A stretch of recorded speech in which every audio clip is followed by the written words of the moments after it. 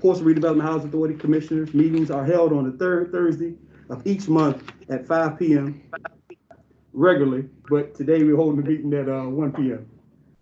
All meetings are conducted at the PRHA's main office, 3116 South Street, Portsmouth, Virginia, 23707, unless otherwise noted. All members of the public are welcome to attend. All righty. Meeting today is Thursday, May 21st, 2020. Roll call, Madam Secretary.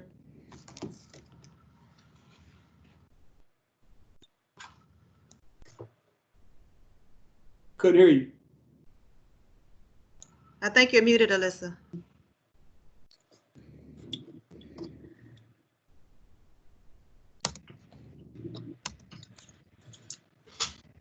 Alyssa, I think you're muted. No. No.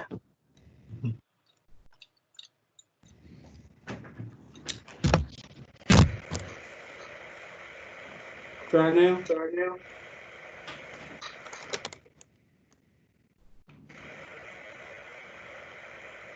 No.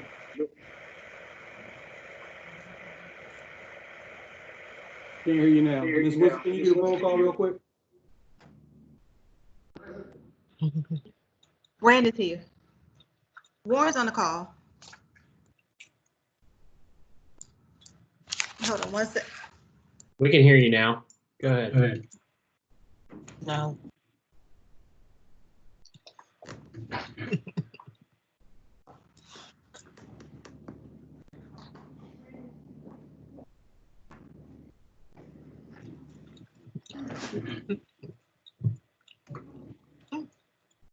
I'm gonna help you out. Call.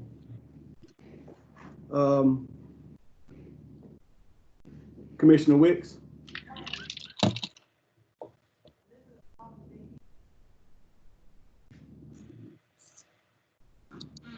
Commissioner Roberts. Present. Commissioner Prince. Here. Commissioner Jiggets. Commissioner Barham. Here. Commissioner Lalonde is on his way. And myself, Chair Smith, present. Okay, All right. I need to read the. We got a FOIA presentation by Alan Gendart. Nope, is that right? No, by Mr. Bland. Okay. Can anybody hear me? Yes, ma'am. Yes. I took care of it for you too. Okay. You can hear you now.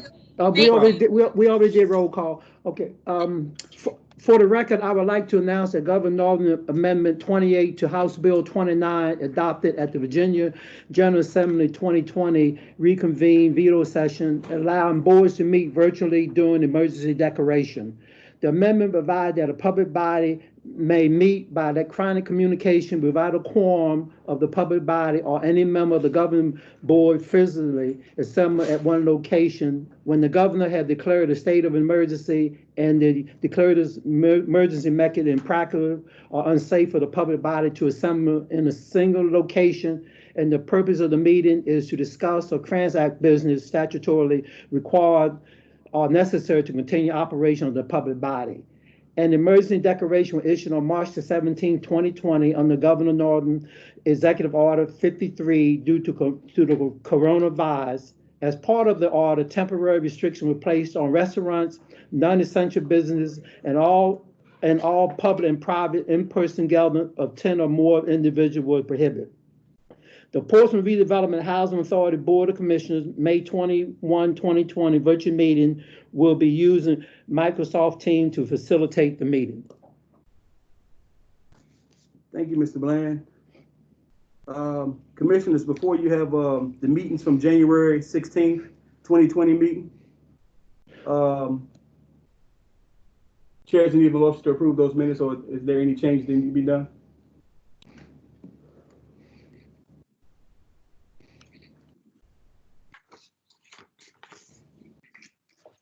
I move that we accept the minutes as presented. Thank you, Commissioner Roberts. Chairs need a second. Second. It's been motion proper second. Madam Secretary?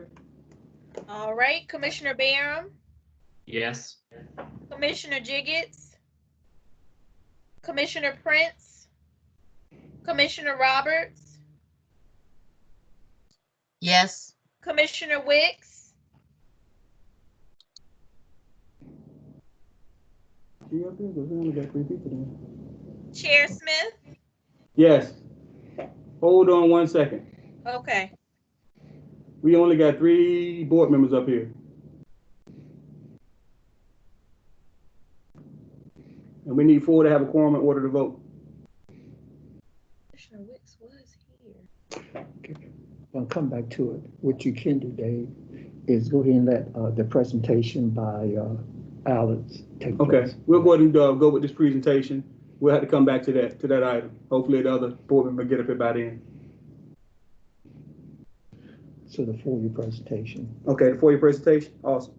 That's now- Excuse me, point of order, Chair.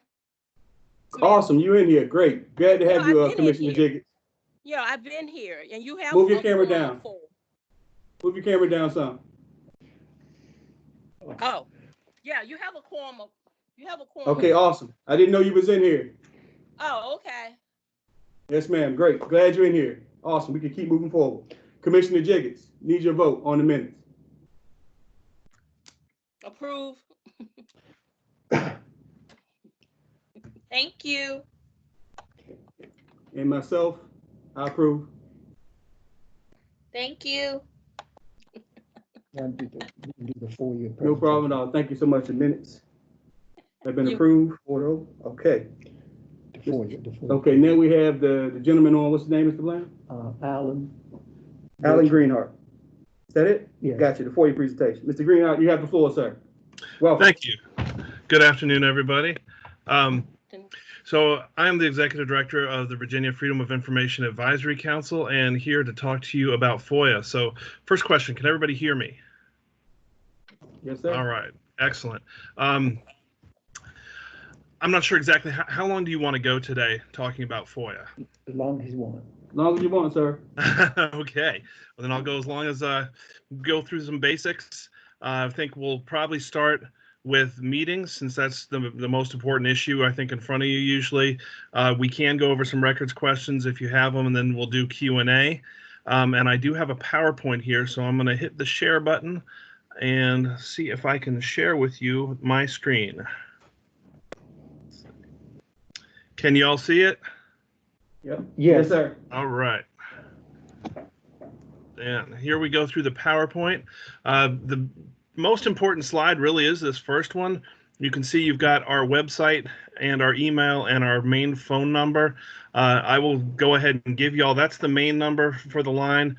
Right now, my entire office is teleworking, so if you actually need to reach me with a question, you should call 804-698-1877.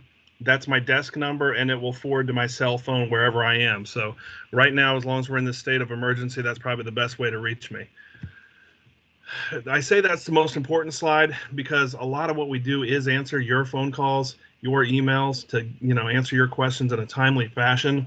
Also on the website, you'll find a whole wealth of resources. We've got request letters, we've got response letters, we've got guidance to access to public records, guidance to public meetings, guidance to electronic meetings, all sorts of different things available there as resources to look at. But what I want to do today is just really kind of hit the highlights and the basics that you need to know as members of a board. So the roadmap for this one, we're going to start with the general presumptions made in FOIA regarding openness of meetings. We're going to go into some of the definitions. We'll talk about the basic meeting requirements for open meetings and for closed meetings. We'll talk a little bit about electronic meetings, and then we'll touch on the remedies or what happens when things go wrong. The general presumption, and this is also true for records, but all meetings of a public body are presumed to be open unless a specific exemption applies. When you go to the definitions, you'll see the definition of public body includes all the traditional public bodies, so a city council, a school board, a state agency board, all of those things, and of course, the Redevelopment and Housing Authority Board.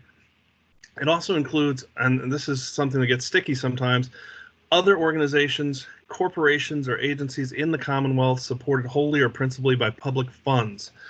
The way that's been interpreted, we look at funding that is given directly to an agency, usually kind of a no strings attached thing, like, either government largesse, a straight budget appropriation, where you're saying, here, have some money, go do good work. We are not counting things like arm's length contract with a vendor. We're not counting things like a competitive grant where you've got to have grant proposals and various financials and other information that backs it up. We're looking at, okay, we're giving you money, go off and do your own job. And that's the situation where there's really no other way to track the money than to make that entity subject to FOIA. We usually see this with some 501c3s and other tax exempt entities that are supported by public funds. The other aspect to this, supported wholly clearly means 100% of their funding comes from government, with principally by public funds. We've said a clear rule of thumb is if they get 2/3 or more, then there's no question that that's their main source. On the other hand, the word principally technically just means the single greatest source, so it can be less than 2/3 depending on the facts.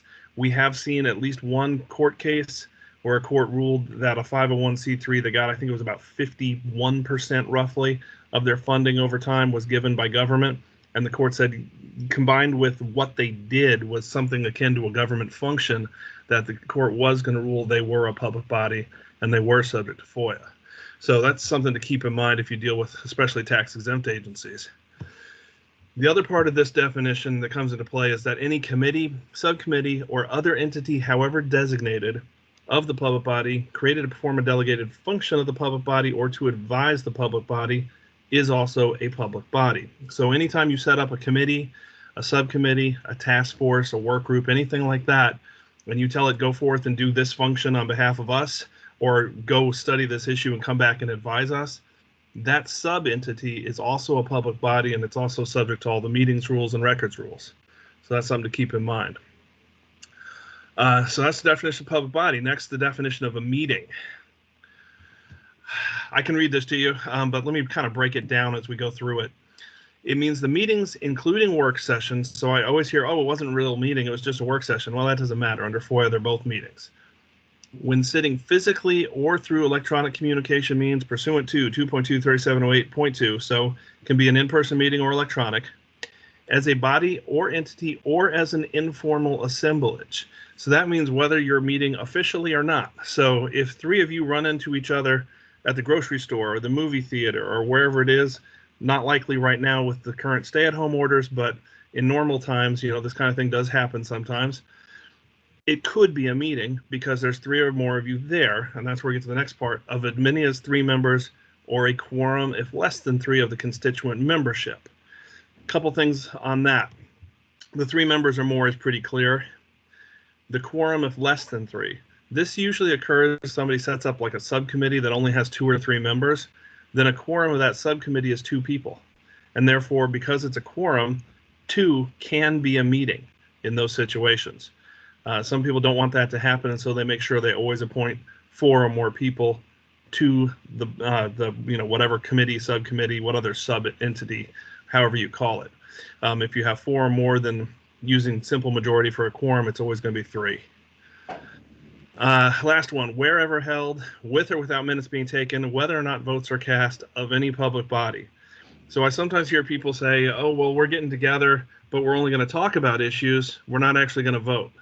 It's still a meeting if you're talking about issues, and that's going to bring us to the next part of it. There are exceptions in the definition of meeting, and we didn't lay them out on here, so I'm going to Alt-tab this and see if I can share with you. I think I can share my whole screen here, if I remember right. So let me try doing that. Let's see. There we go. Can you see my whole screen there? Yes. Yes. Okay. Because what I want to share with you, I'm going to go over here to FOIA itself, so you can actually see the exceptions I'm talking about in the definition. FOIA, of course, is Chapter 37 of Title 2.2. The definition of meeting, the exceptions I'm talking about are the subsections A and B here. First one is at any place or function where no part of the purpose of such gathering or attendance is the discussion or transaction of any public business, and such gathering or attendance was not called or prearranged with any purpose of discussing or transacting any business of the public body. This one usually comes up in things like tours or informational presentations, where you may be getting together in a quorum or a group of 3 or more to hear something from somebody else or to go somewhere and see something, but you're not there to actually discuss or transact business on your own. I caution you, and we always have these questions, what if the members start talking to each other about items before the board? Well, then it becomes a meeting because you've gone beyond the exception. So remember, if you're doing just an informational presentation, a tour, something like that, where it has not been called a meeting, don't discuss public business, don't transact public business. The second exception in here is the sub B, at a public forum, candidate appearance, or debate, the purpose of which is to inform the electorate and not to transact public business or to hold discussions relating to the transaction of public business, even though the performance of members individually or collectively in the conduct of public business may be a topic of discussion or debate at such public meeting. Those ones are typically things like town hall presentations, stump speeches, debates during the election cycle, that kind of stuff, where people may be talking about their positions or what they've done on council, and they might be up there saying, re-elect me, reappoint me, this, that, the other, that kind of thing. It's not actually part of the discussion or transaction of current business by the body, though. So there's an exception for it. So people are allowed to do that. Let me go back to the PowerPoint here. Let's see. Are there any questions about those definitions before we go on? I had one. Let's assume, because sometimes commissioners go to what I call the national conference that's held for housing authorities all over the country, and sometimes Right. we may have 3 or 4 going. Would that be a problem? It potentially can be. What I would encourage you to do is, treat that again as informational, as something where you're there to learn about different things, and do as much networking as you want, talking to the other commissioners from other places, and try to avoid each other. I know that's impossible, but it's one of those, if you do run into each other, say, hey, if you have to, here's a topic I think is interesting, but let's make a note of it and discuss it at our next meeting back home. Because the danger, of course, if you've got 3, 4 or more of you and you start talking about Portsmouth Housing Authority business, that looks like a board meeting. It doesn't matter where you are. That's the part in the definition where it talks about wherever held. So, we've seen it too, where Virginia public bodies have held meetings in other parts of the country and even in other countries. We've had public bodies meet over in Europe. Public bodies have met in Mexico and in Canada. So it's definitely possible. So you just have to kind of self-censor your content so that you don't turn it into a meeting.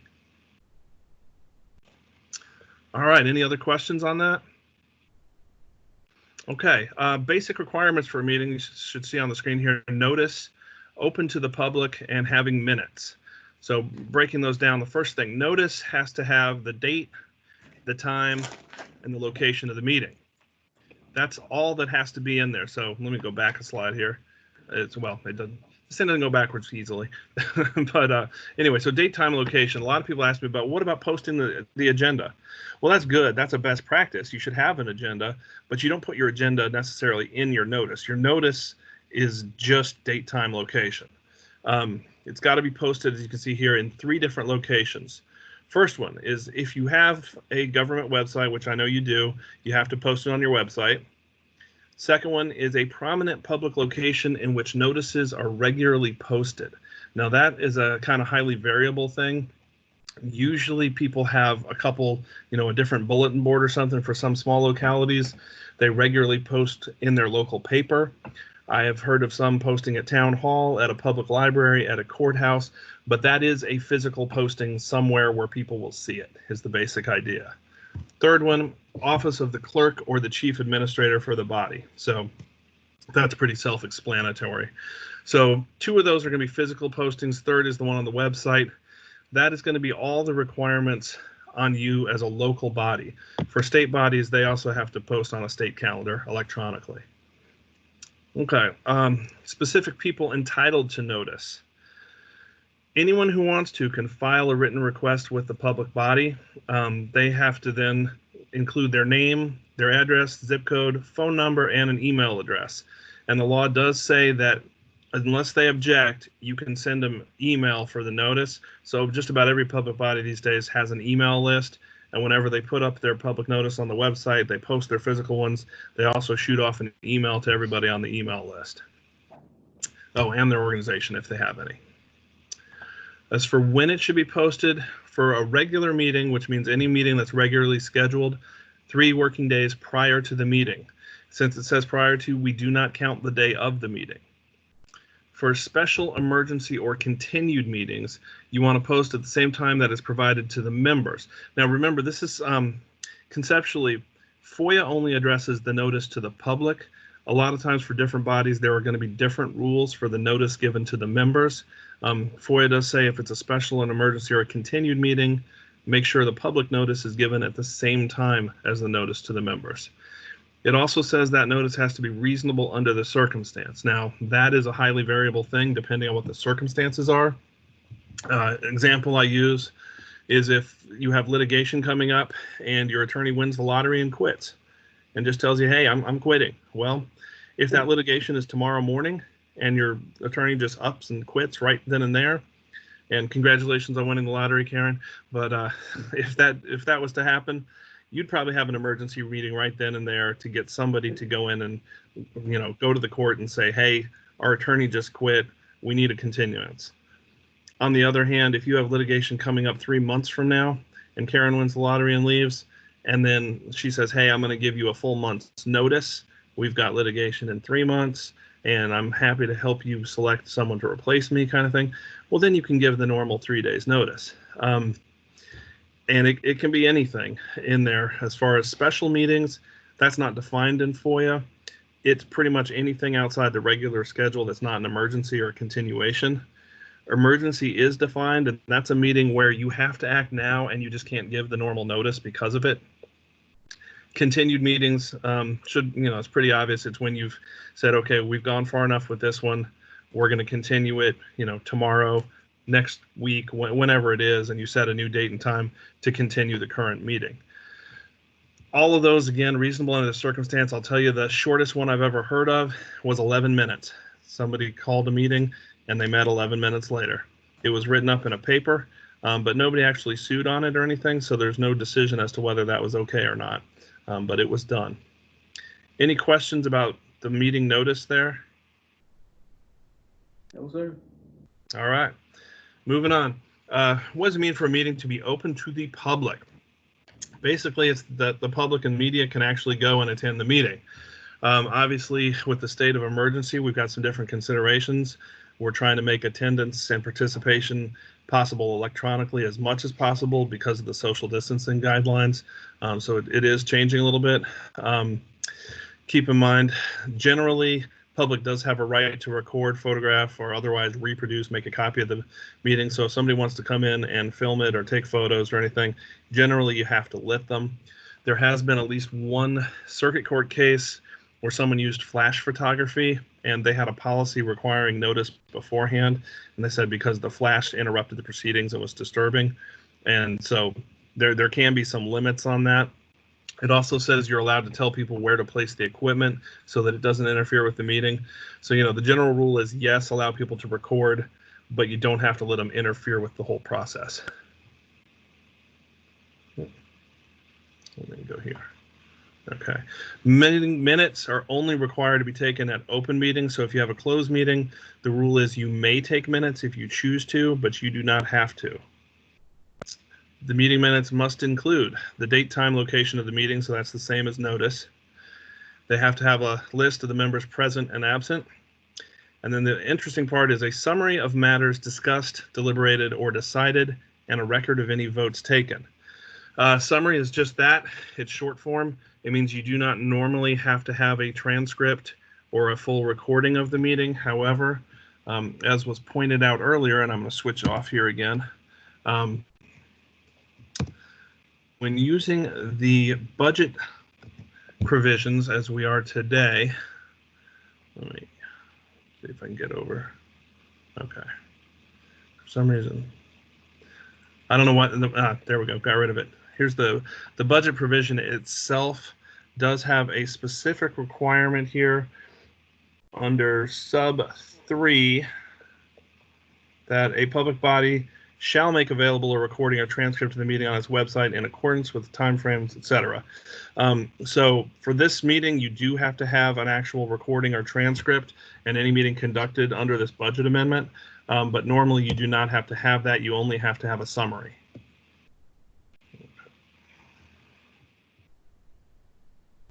Oh, that didn't work right.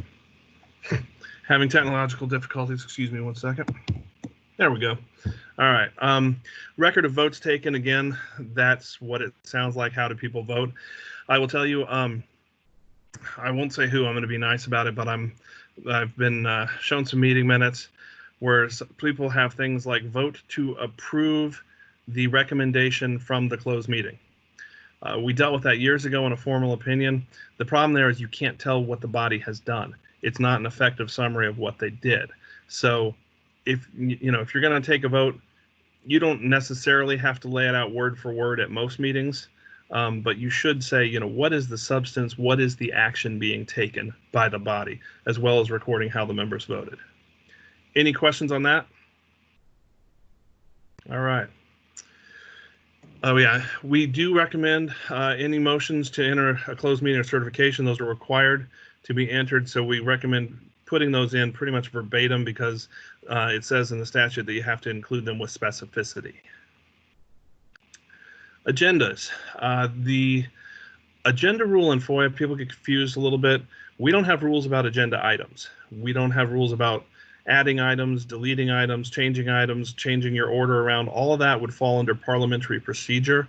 It is not covered by FOIA. What we do say is that at least one copy of your proposed agenda and all the agenda packet materials, unless they're exempt, have to be available for public inspection at the same time they're given to the members. So, for example, if you had meeting materials sent out last week, then at the same day you would have to have one copy available for the public to look at. It doesn't mean they have to have extra copies for them to take with them. It doesn't actually necessarily mean you have to post on your website. It just means you have to have a copy for public inspection, meaning available to look at. Practical tip, always post stuff on your website. I've looked at your website and I think you're doing it anyway, so shouldn't be a problem. But if you do that, that's where most people are getting the information now, and that way you don't get requests for it later. On votes, all votes taken to authorize the transaction of any public business must be taken and recorded in an open meeting. There are some specific rules that say you have to take your votes at a meeting conducted in accordance with FOIA. I don't know of any court opinions on this issue, but I do know of a couple Attorney General's opinions where the Attorney General found that a meeting that had improper notice and a meeting where the substance of the vote was not identified properly, both of those, they said the vote itself was legally defective, null and void. Now, I haven't seen a court say that, but the AG has. So this is a caution about taking votes at meetings that were conducted improperly. It may turn out, if challenged, that somebody rules those votes to be void. So make sure you're following, crossing T's, dotting I's, and following the meeting's procedures.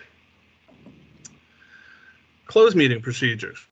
You have to have a motion, then you can have your discussion, and after your discussion, you have to have a certification. To enter a closed meeting, the motion has to have 3 different things. First one has to be identify the subject matter for the closed meeting. That is almost always the hardest part. Second part is stating the purpose of the closed meeting. That's actually pretty easy. And then the easiest one makes specific reference to the applicable exemption from open meeting requirements. And let's see, before we get to the discussion, I'm going to Alt-Tab again, and I want to show you a little bit of FOIA again. The reason I say identifying the purpose is the easiest part is because when you go out here, Section 2.2-3711 has about 50 different closed meeting exemptions listed in it. But you see this language in the very beginning. It says, public bodies may hold closed meetings only for the following purposes. So if you quote or paraphrase from any of these exemptions, that identifies your purpose right there. First one, for example, is easy.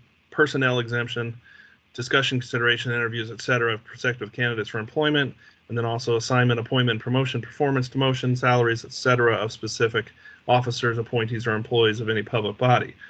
So if you say what I just said in your motion, that identifies your purpose. This is where identifying the subject is the hard part, because when you go to the next section of FOIA under 2.237.12, you'll see here in sub A, this is the part that talks about the motion, says you have to have your subject matter, purpose, and your site, but it also says at the end, a general reference to the provisions of this chapter, the authorized exemptions from open meeting requirements or the subject matter of the closed meeting shall not be sufficient to satisfy the requirements for holding a closed meeting. So this means if all you do is quote the exemption or paraphrase the exemption, that identifies your purpose, but it's still just a general reference to the exemption, so it does not identify your subject matter. Subject matter needs something separate. We've always said, you try to be as specific as you can, but not so specific that you defeat your whole reason for having a closed meeting. Classic example is, you have an administrative official that you need to have a discussion of their performance. Say it's their annual performance evaluation. Well, you can say, we are going in for an annual performance evaluation of official, and you can just straight up identify them if you want to. You don't necessarily have to. You could just say unadministrator, or unadministrative official, or a board appointee, or something like that. There are ways you can be a little more vague, and then people don't know exactly who you're talking about, but they have a pretty good idea, and that would be enough to identify your subject. Like I said, there's about 50 different exemptions, so the level of specificity really varies a lot depending on which exemption we're talking about, because some of them you can be more specific, others less so. Let me go back to the PowerPoint here. Okay, closed meeting discussions. Your meeting discussion in closed has to be limited to whatever it was you cited in your motion that's allowed to be discussed in closed meeting under FOIA. For closed meeting attendance, of course, the members can attend, but you're also allowed to invite anyone who is necessary or helpful to your discussion. And also a point, if you have a committee, subcommittee, or another sub-entity, and a member of the parent body wants to go to their closed meeting, they are allowed to go and listen, but not to participate. So if you go into a subcommittee that you're not on and you just want to hear what they're saying, that's fine, but you can only listen. You can't talk or participate. For the certification of the closed meeting afterwards, you have to certify that you only heard, discussed, or considered in the closed meeting the public business matters lawfully exempted from open meeting requirements and such public business matters as were identified in the motion by which the closed meeting was convened. So basically they're saying we didn't stray. We did what we said we would do in the motion. If somebody does stray, the certification requirement says if you think there was an error or somebody strayed off topic or something, then you are supposed to make a statement to be included in the minutes about what the variation was before you vote on the certification. Presumably, if you think it was done incorrectly, when you vote on the certification, you're probably either going to abstain or vote against it. But be aware, as of last year, there is now an extra penalty for improper certification. The General Assembly passed this after hearing testimony about a number of different public bodies all over the place who did things improperly regarding closed meetings, came out and certified, and then later someone said, you know what, I think we did that wrong. And there were numerous examples of that, and so they put in an extra penalty just for that reason, to try to encourage people not to do that and make sure you do not stray off topic when you're in a closed meeting. Are there any questions about that? Yeah, what is the penalty? What's the penalty? Sure. Let me show you. Get out here to the code. The penalty for that one specifically, if we go down here to subsection C of 2.237.14, you will see the court may impose on the public body, whether or not a writ of mandamus or injunctive relief is awarded, a civil penalty of up to $1,000 paid to the literary fund. There are mitigating factors such as opinions of the AG, court cases, or opinions from the council that you can put before the court and say, hey, we relied on this, and that'll mitigate a little bit. And also note that this one is paid by the public body itself, so it would be the housing authority that pays it. Contrast this, since we're already in the penalty section, 3714 has penalties for knowing and willful violations in subsection A. Improper certification can also be a knowing and willful violation if it was done on purpose and the person who did it knew that they were doing it that way. In that case, it would be paid in the individual capacity, not by the public body. And the fine is $500 to $2,000 for the first penalty, $2,000 to $5,000 for second and subsequent penalties, again paid to the literary fund. The other penalty in here, sub B, is about improper destruction of records to avoid FOIA. If someone did that, the penalty can be up to $100 per record altered or destroyed, again paid to the literary fund, but this one also is paid by the person who did it. That says may impose it upon such officer, employee, or member in his individual capacity. So 2 of those would be paid by the member. The last one would be paid by the public body. Any questions about that? Okay, going back here. After a closed meeting, we've got some exemptions. Mentioned already discussion of personnel. That one, we see a lot of things where people say, oh, we're going to go into a closed meeting for a personnel discussion. They quote part of the exemption. They give a cite to 2.2 3711A1, and then they don't actually identify a subject, because the subject has to be something more than just saying personnel or quoting the exemption. Like I said, an example, my favorite example, actually, let me give you this, is using a school, because technically everyone in a school system works for the school board. So they could say, we're going in to discuss a teacher. We're going in to discuss a math teacher. We're going in to discuss a central office staff person. We're going in to discuss maintenance personnel. I mean, there's all sorts of different ways they could describe somebody without actually saying exactly who it is. So I look at these as kind of a chance for creative writing and coming up with your own subject that says little something more than what's in the exemption, but not so much that you're defeating your purpose. Okay, next exemption, acquisition or disposition of real property. This one, it'll cover leases, purchases, and sales of property, but keep in mind it does not cover a discussion of use of property that you already own or the condition of property that you already own. The exemption used to be worded differently, and you can find some older opinions where that kind of discussion was allowed, but they changed it, I believe, if I remember right, back in the mid-90s. They got rid of the term use or condition in there, so it's only about purchase, sale, lease. Discussion of prospective business or industry. I don't know how much economic development y'all get into. This particular exemption comes into play mostly on discussions of what is an announcement, because it says you can discuss prospective business or industry coming in, but only if there's been no announcement. The announcement part is where we've said, it has to be something official from someone. I like using the example, I believe it was the Hagerstown Suns minor league baseball team that was in talks about coming to Fredericksburg or Stafford County years ago. And everybody knew which team it was, when the talks were happening, all this stuff, but nobody official had ever announced it. So none of the public officials, none of the team officials, nobody had ever discussed it officially and put it out there for the public. It had just, rumor mill had gotten out and people knew what it was, but nobody had announced it. So they could still use this exemption. On the other hand, if they ever said, we're in negotiations with the Hagerstown Suns, that would have ended it. They couldn't have used this exemption anymore. Okay, consultation with legal counsel. This exemption used to be 2 different exemptions, really, that were in one, and we split them up. They're both in 3711, now A7 and A8. One of them is consultation with legal counsel. The second one is actual or probable litigation. The reason we split those up was that consultation with legal counsel was exactly that. It had to be talking to your lawyer about a specific legal matter. On the other hand, actual probable litigation was when, this is a defined term in FOIA for probable litigation. It means actual is obvious, somebody's actually filed against you or you filed against someone. Probable is where you can identify who's going to do the filing and what the cause of action would be. We're going to sue them for breach of contract, or they're going to sue us over breach of contract, whatever the issue is. It's not possible litigation. Possible litigation is where you say, oh, we're thinking about doing this. Oh, but if we do, could somebody sue us? Well, maybe somewhere down the line. That's not good enough for a closed session. If you can say, if we do this, Mrs. Smith is going to sue us for breach of contract. Well, that's probable litigation, and that is something you can discuss in closed. The big difference there is actual or probable litigation.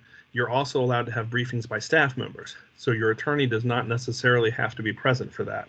Whereas consultation with legal counsel on a specific legal matter does require that your attorney is present. Next one, discussion or award of a public contract.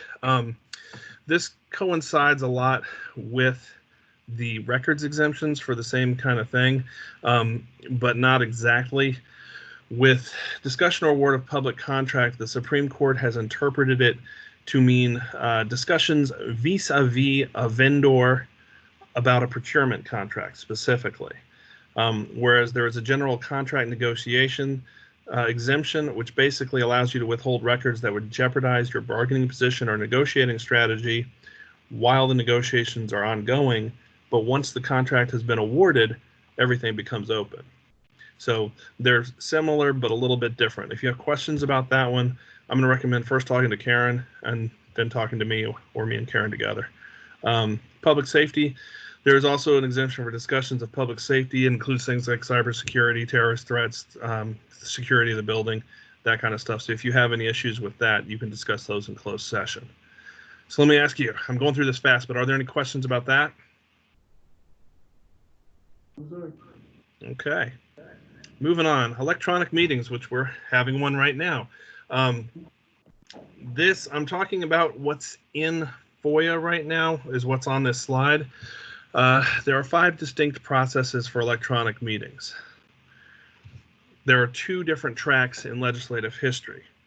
There is now a 6th, which is what we're using, the governor's budget amendment, which has just come into the law. But the old ones, basically back in the early 80s, I believe it was a school board, had a meeting by phone. Someone challenged that, said it was an improper meeting. It went all the way up to the Virginia Supreme Court. The Supreme Court said, well, FOIA doesn't say anything about it, so I guess it's allowed. The next year, the General Assembly responded by disallowing all electronic meetings. They said, you cannot do it.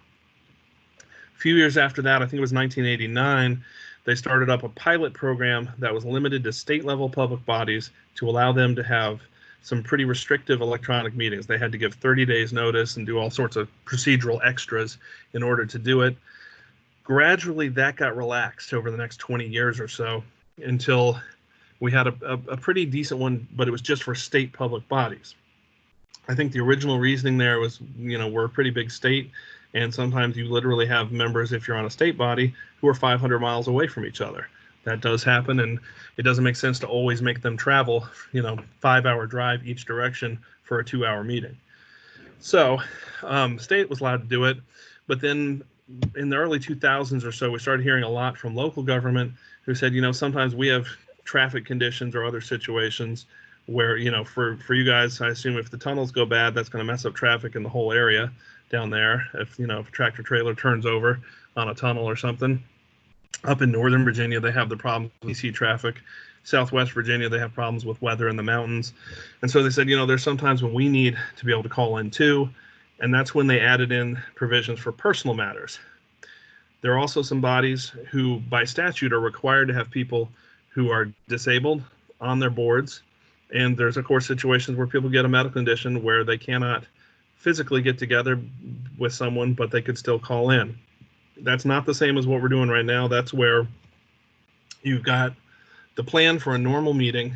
Everybody's planning to get together, but one member got sick and says, hey, I can't make it. I got the flu right now, or whatever it is, so I'm going to call in.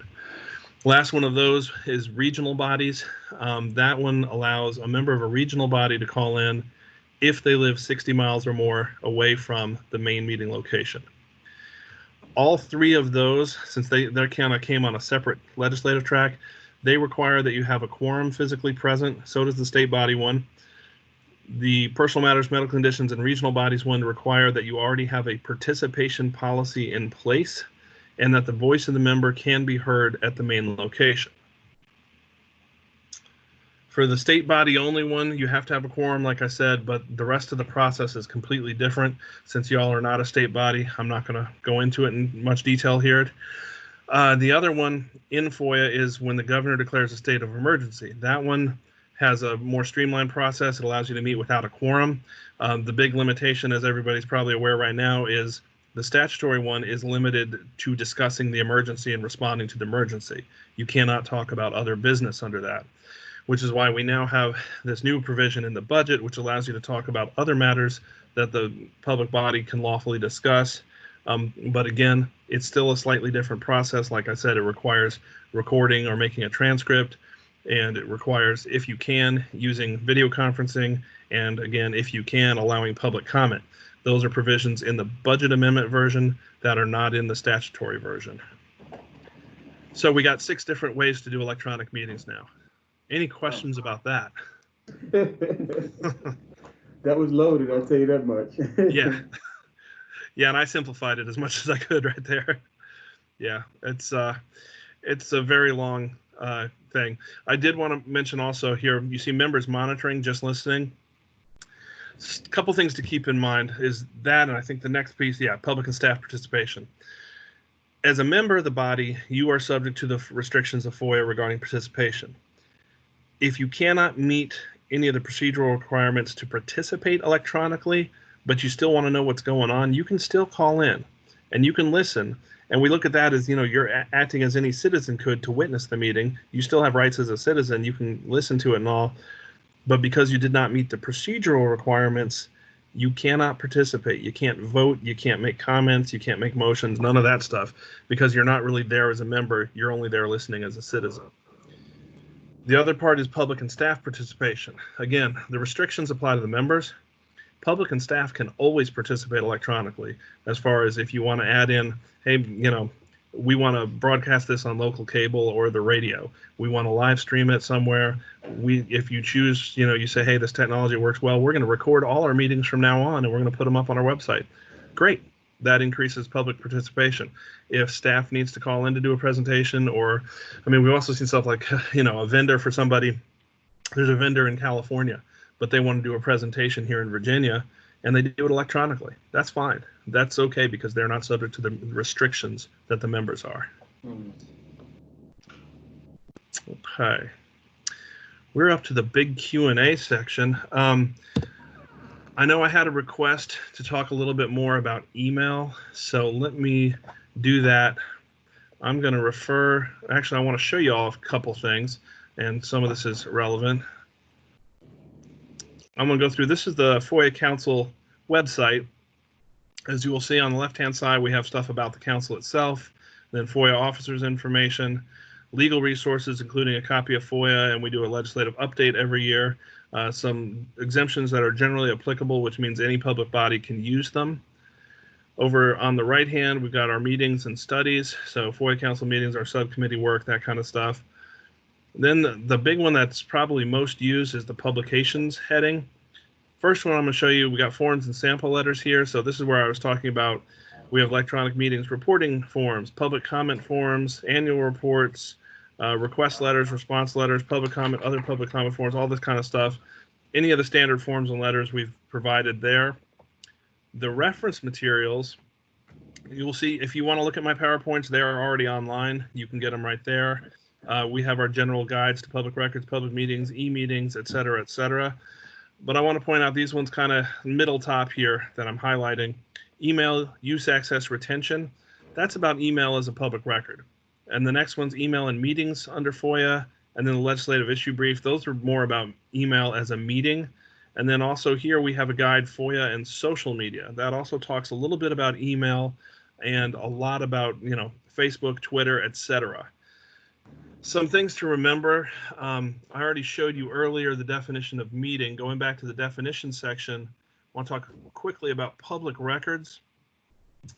You will see we have this laundry list. All writings and recordings consist of letters, words, numbers, their equivalent, blah, blah, blah.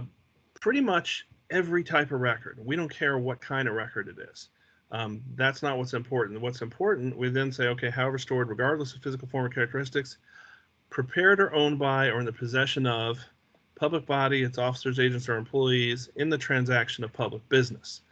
That for us is the critical part. So as officials, public officials, if you create an email and it's about public business, that's a public record subject to FOIA.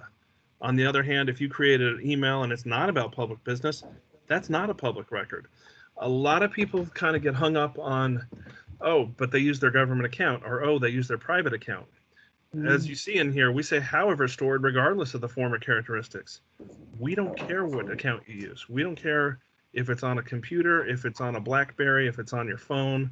It doesn't matter what device is used. It doesn't matter what account. What matters is, are you a public official or employee or agent, and are you doing public business? If you are and you created a record, that is a public record. So for email, anything you do about public business is generally going to be a public record. When we go back up to the definition of meeting, again, we talked about a body, entity, or informal assemblage of 3 or more members of a quorum. We have an exception if you're not talking public business. Well, if you've got an email about public business, clearly it is talking public business. If you share it with your other members, since we said physically or through electronic communication means, well, guess what? That can include email. It could be a meeting by email. It is possible. In the Beck versus Shelton issue brief, which is the document right over here in our reference materials, that refers to a 2004 Virginia Supreme Court case, Beck versus Shelton.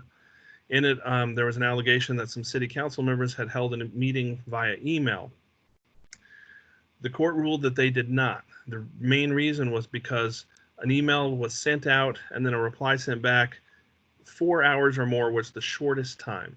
So everything was 4 hours or more in delay between the communications. And they said because the definition of meeting talks about an assemblage here, that means simultaneous. That means the people have to be together talking in real time. And they said with email having that much delay, that was more akin to a letter or a memo, and it did not constitute a meeting.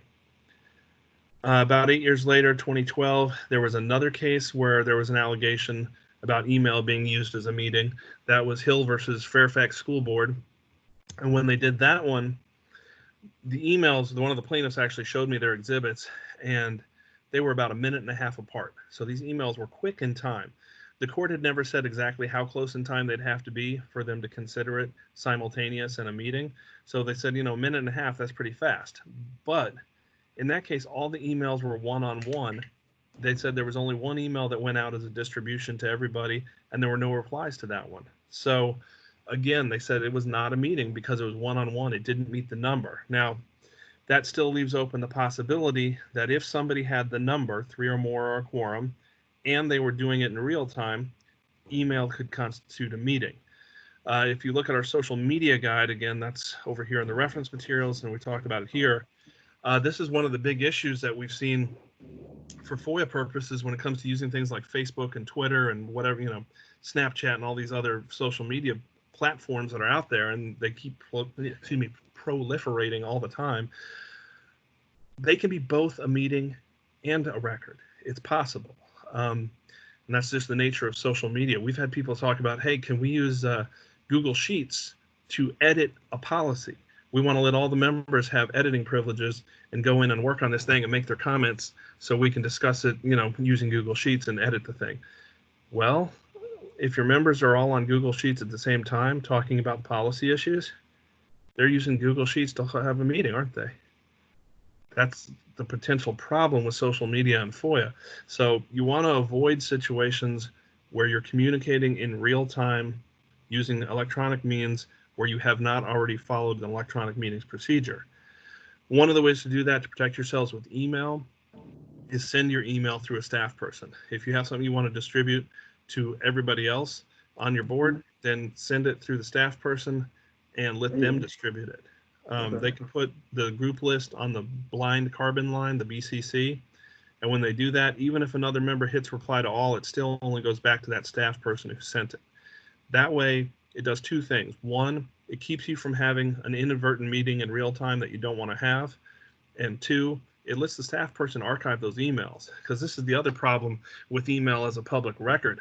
We saw years and years ago, I think it was 2002, 2003, somebody ended up suing a city council for records. There was some controversial thing. They wanted all the council members' emails and other records about whatever the issue was.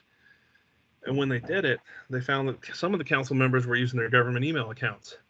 Some of them also use personal accounts. Some of them had, other jobs and they used their work accounts. Some of them were using government-issued laptops. Some of them had their personal computers. Some of them had work computers. Some of them were using all of those things. The court made them make ghost copies of their hard drives on all their computers so that forensic IT people could search their hard drives to find whatever records were on there that were public records. Nobody really wants that. I mean, it was hugely expensive, months of litigation, big problem. And so if you send all your emails through staff people and let them know, hey, this is an email about public business, here it is, staff can archive the thing. And that way, if that records request come in, you can say, hey, as a public official, I always send my public business emails to the staff person. They've already got all of them. And then staff already has them and they can search them and nobody has to go search your home computer or any of that stuff. So it avoids problems later. It is more work on the front end, but it should save you some pain in the long run. Let's see, we're going to talk about remedies. We did talk, let me close this down a little bit. All right, out of that one. We did talk a little bit about the remedies provisions in 3714.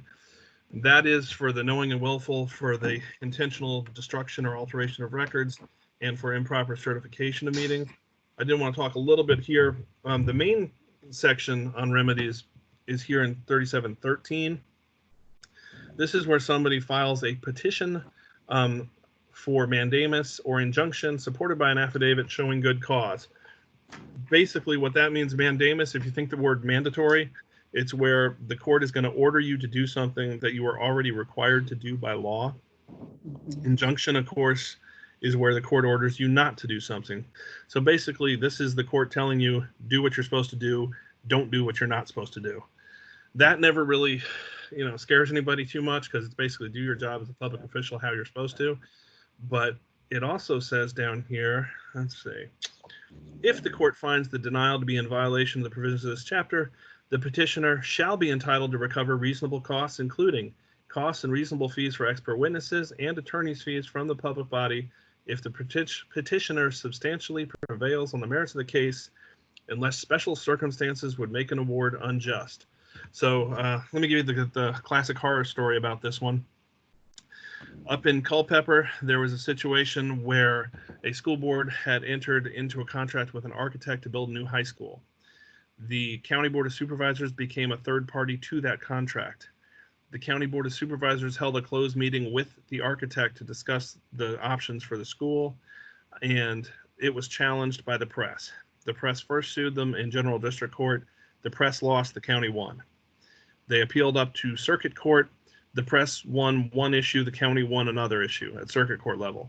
They then went all the way to the Virginia Supreme Court. The press won on both issues at that point. The Supreme Court remanded it back down to the lower court for determination of costs and fees. Well, they ended up settling, is my understanding, for the attorney's fees, so they only had to pay $93,000 in attorney's fees. And of course, that came out of public money from the public body, from the county. So the editorials on Sunday read something along the lines of, your County Board of Supervisors violates your right to know and wastes $93,000 of your money doing it. Yeah, so nobody was happy with that. Other than that, though, it really is, the court will tell you what to do or not to do in accordance with FOIA. So with that in mind, I'm assuming most of the time public records requests are generally handled by staff. Do be aware that anytime somebody asks you for a public record, they don't have to say FOIA and they don't have to put the request in writing. All they have to do is say something like, hey, can I have a copy of that?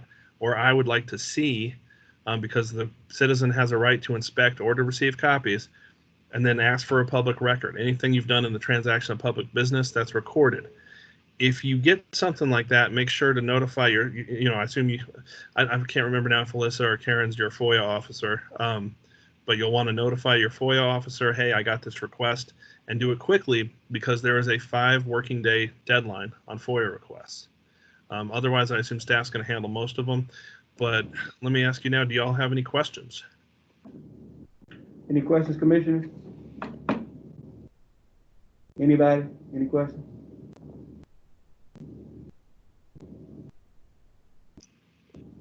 Okay. I would ask Karen, Alyssa, anything else you think I'd need to cover? Or are we good? we covered everything. Thank Yes, you. thank you so much, Alan. All Thank right, you. you're very Really welcome. appreciate it. And Stay safe. this has gone well. I'd like to thank you all. This is my first time using Microsoft Teams. So thank you for that. And I get to report a positive story from my boss, because I think we're looking at using this more. And anytime you have questions, feel free to give me a call. Thank you, you Alan. so much. Thank Take you. care. Thank you. Bye. Bye-bye. Bye-bye. Okay, All right. old business. We have old business. I would like to turn this over to Mr. Philip Page. Thank you, Chair. This is Karen. You want to tell him I'm going to go I'm first? sorry, Karen. Yeah. Go ahead. Karen's Oh, first. okay. I'm sorry. Good afternoon. Got the floor. Hope everyone is staying safe and healthy. I will be providing an update on the Horace Page versus Portsmouth Redevelopment and Housing Authority matter. We are pleased to report that the court dismissed the case on the grounds that PRHA was acting in a governmental capacity when it demolished the Oasis building, and therefore PHA was not held liable for the alleged negligence in completed demolition. A summary of the case is that on or about June the 2nd, 2014, PRHA conducted the demolition of the Oasis building located at 1020 High Street, which was adjacent to Horace Page property located at 1000 High Street. On May 30th, 2019, PRHA was served with a lawsuit filed on behalf of Mr. Page for alleged damages sustained on his property due to the demolition of the Oasis property conducted by PRHA. A motion was filed on behalf of PRHA to dismiss the case on the grounds that PRHA was entitled to sovereign immunity for performing a governmental function, and a hearing on the motion was held on December 12, 2019. As such, the court found our arguments regarding sovereign immunity persuasive, and the case was dismissed, has been dismissed. Are there any questions?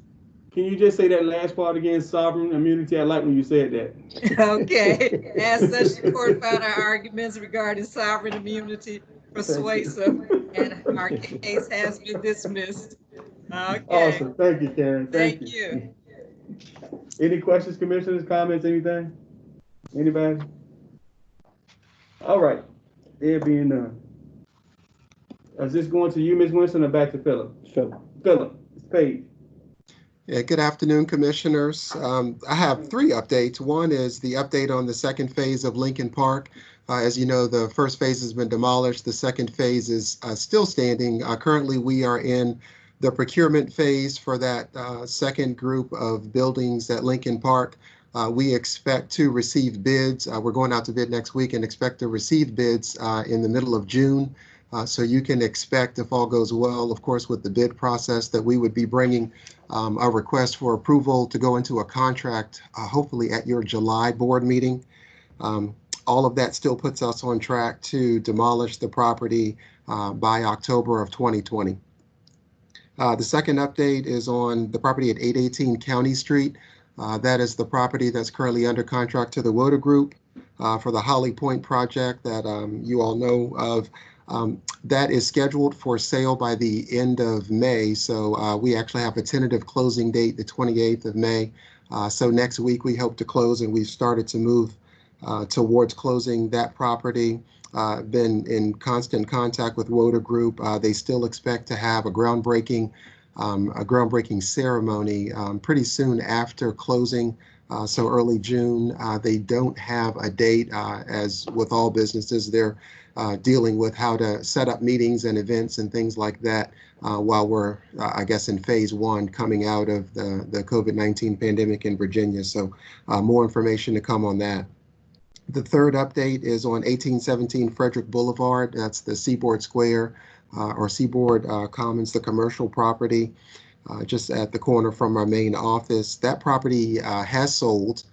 It sold on March 26th, and so the new owners have the property. They're working, of course, towards development, and they've been, back and forth with updates as far as how to develop. Again, regarding the COVID-19, they're, of course, dealing with putting together their businesses that'll move in under the agreement that we have. But from our standpoint, the property closed on March 26th, and so it is sold. And that's the update for those three projects. Hey, that's great news. Thanks, Philip. I will say, you all, we are making our city more inviting than ever. That's our motto. I see we're doing that. Now we have new business. Resolution 2020-04. Who's speaking on that? Is that Mr. Winston? Philip, that's you, Philip. You still got the floor. Yeah, you got me again. Yes, Thank sir. you, Commissioners. This is Resolution 2020-04. This resolution regards several properties that were intended to be brought to your February board meeting. As you know, according to Executive Order 53, the board was prevented from gathering at it as it normally would. Staff was instructed, of course, to move forward with pertinent items like this. And so we did move ahead and go under purchase agreements and contracts with, it's actually 18 different parcels. Those parcels are listed on your board package, and of those 18 parcels, they are to be sold to actually 5 different buyers. And so we are under contract for all of those. And so the resolution is asking for you to ratify those actions given the circumstances. I do have additional information if you have questions related to any of the properties, or I can circulate that to you. Anything, Commissioner? Commissioner Roberts? Just a comment there where it says the funds used were city monies, and in some cases we shared it with CDBG. Does that mean the money goes back to the city? Some of it does. On the chart that's listed, if it says CDBG, those are funds that were used by the city, and CDBG has to be paid back. If it just says city, like for example, there's 2 properties in Craddock, those funds were already reimbursed to CDBG, so actually PRHA would keep those funds. Good. And any idea what the intention is of Mr. Ashton, what he's going to do with that property at 50 Elm? Specifically on 50 Elm Avenue, the property he's in an agreement to move forward with a local developer, actually that we've worked with before, to build single-family homes on that property and an adjacent property. Okay. Commissioner Roberts, did you have something? Well, I was just wondering, some of those same questions that Bruce was asking, sort of what the planned use is of those properties as well. But if Philip, if you could provide a little more information about that, that would be helpful, whatever you know. Sure. Actually, on the entire list of properties, all of them are being sold to, I'd say, local Hampton Roads builders or developers, and the intent on all of them is to build a single-family home. For several of them, we do have, renderings of what they are intending to build, but we've worked with, we or the city of Portsmouth have worked with all of these builders and are familiar with the housing. So again, for this list, all of the lots are being sold for either immediate or soon to be development of single-family homes. Thank you. Thank you. Any other commissioners? All righty. Thank you. With that being said,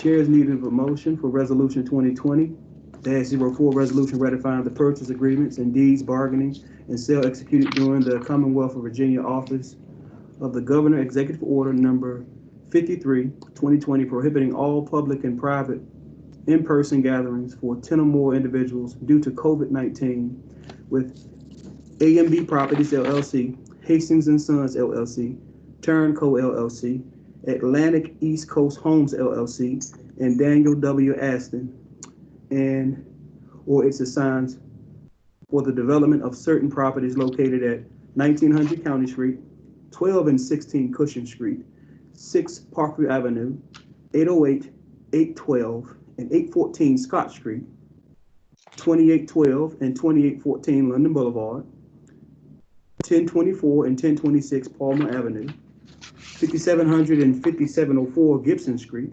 916, 918 Nelson Street, 50 and 1001 Elm Avenue, and 930 Nelson Street. Chairs need a motion. I make a motion that we ratify Resolution 2020-04. I second. There's the motion and properly second. Madam Secretary. Okay, Commissioner Barham, Yes. Commissioner Jiggets,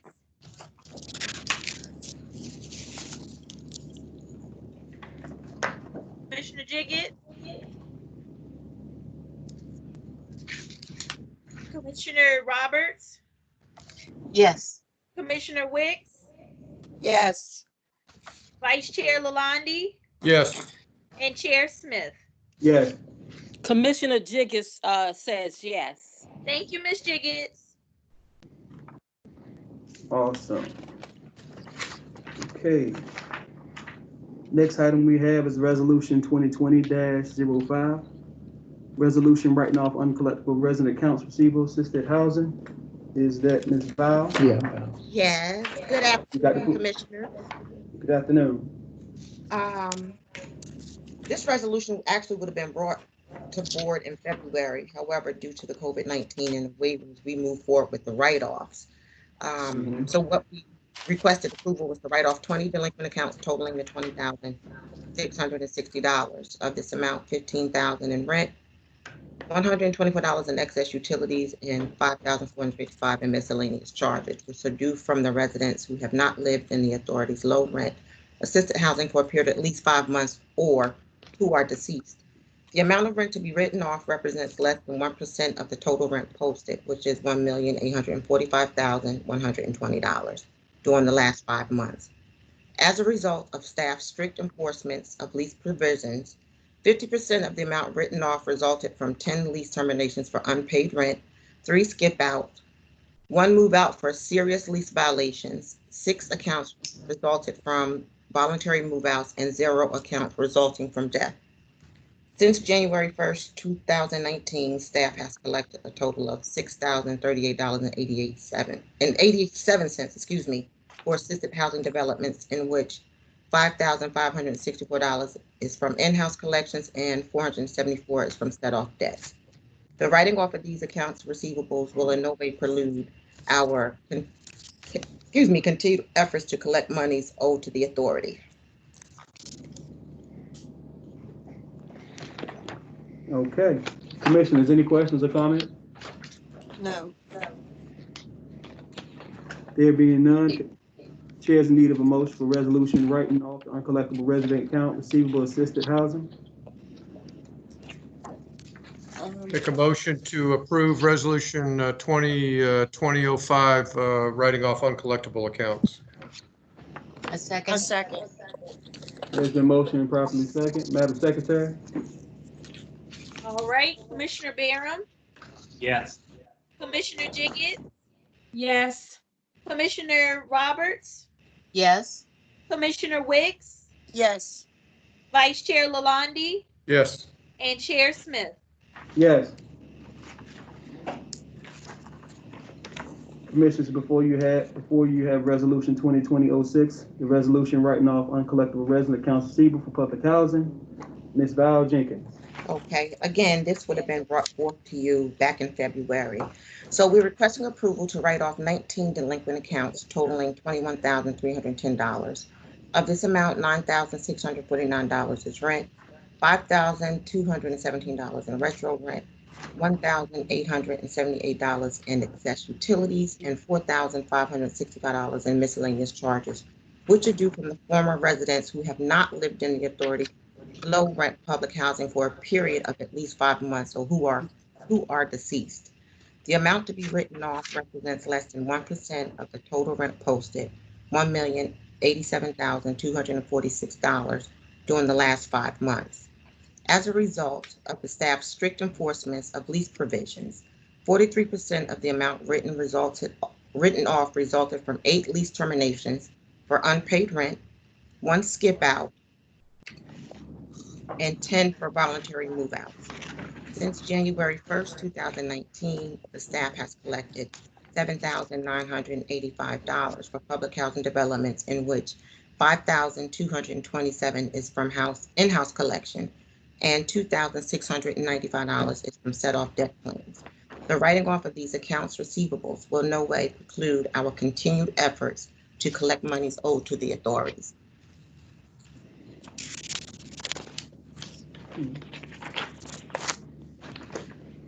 Okay, commissioners, any questions or comments?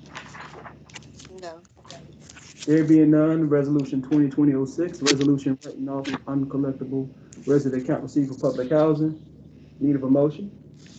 I so move Yeah. that we write off the resolution 2020-06. I second. the motion. It has been motioned properly second. Madam Secretary? Thank you, Commissioner. Commissioner Barham, Yes. Commissioner Jiggets, Yes. Commissioner Roberts, Yes. Commissioner Wicks, Yes. Vice Chair Lalonde, Yes. and Chair Smith. Yes. Commissioners, before Chairman you have Smith, I'm going to have to apologize. I've got to step away from the meeting here. I appreciate the opportunity, sir. Yes, sir, no problem at all. Thank you for all that you do. Thank you.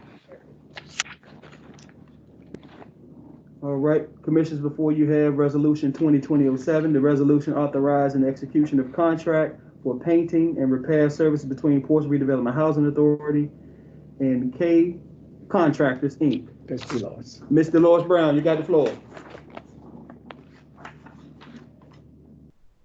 I mean Adams, I'm sorry, Ms. Dolores Adams. Get it right. You're muted, Dolores. Dolores, Dolores, I think muted. you're muted.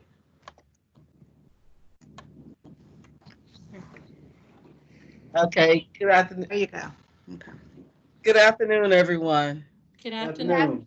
Um, Our request for proposals for painting and repair service was issued to select firms to provide painting and repair services primarily for vacant unit turnover on an as-needed basis, usually within 24 hours of notification by us that we have a vacant unit.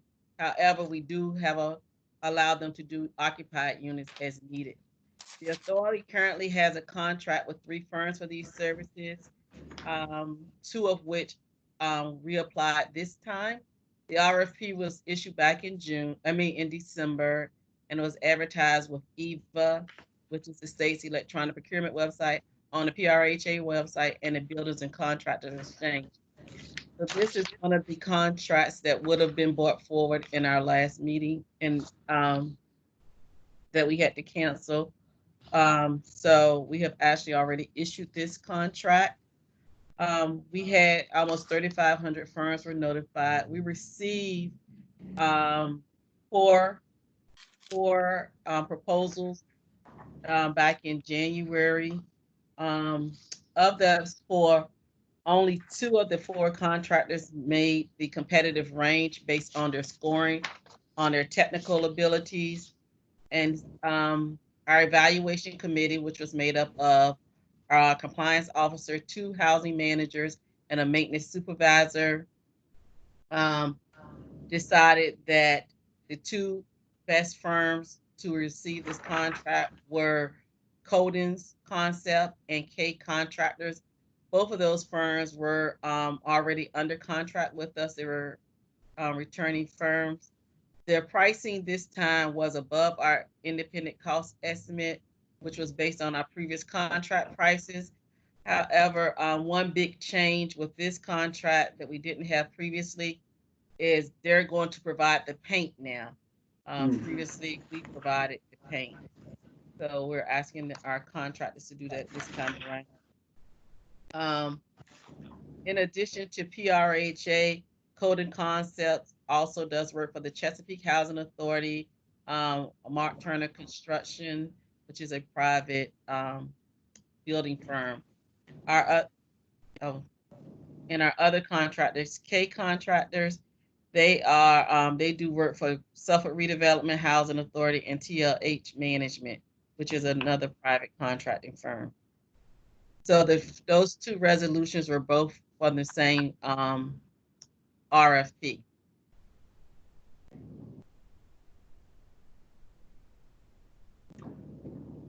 Okay. Commissioners, any comments or questions? There being none, Chair is in need of a motion for resolution 2020-07, resolution authorizing the execution of a contract for painting repair services between Portsmouth Redevelopment Housing Authority and K Contractors, Inc.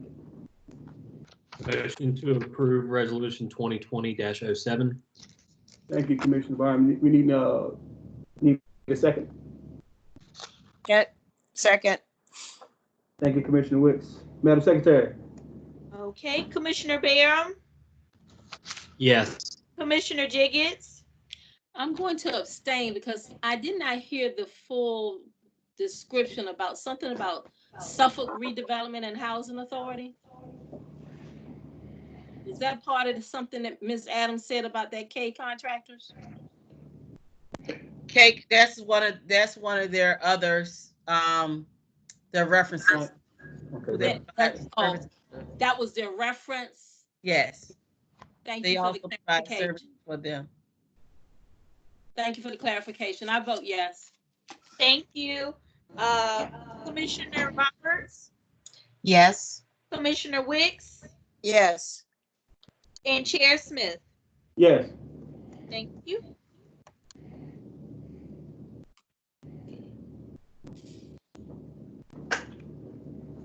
All right, Commissioners.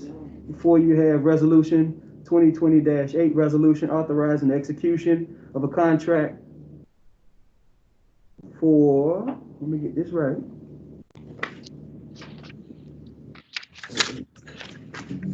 You got it. Let me get my paperwork right. Hold on. I was right. 08, resolution authorizing the execution of a contract for painting and repair service between Ports Redevelopment Housing Authority and Colden's Concept LLC. Ms. Adams. That's the same. That was the second firm that we selected as part of that solicitation. Okay, so it's two different resolutions though, right? Yes. Gotcha, okay. Any comments or questions, Commissioner? No. There being none, chairs in need of a motion.